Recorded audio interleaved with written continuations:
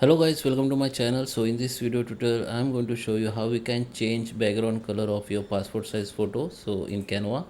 So let's start the video. Okay guys, so here we are. This is my Canva. So first we need to upload that passport size photo. So you can go to the upload here.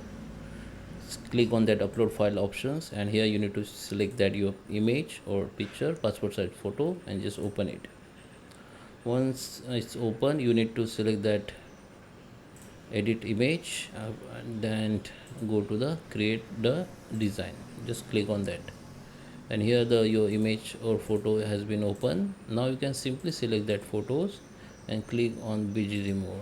Then the background will be converted in the white. Okay, background has been removed and it is converted into the white. Okay, and now you can also, if you want that line on the border line, like, you can click on the stroke style, select the background line, and you can decrease the stroke width.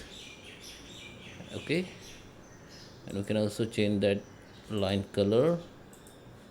Okay, and from here now you can download as a png file. Here the size or quality you can keep as middle, make a png only and download it.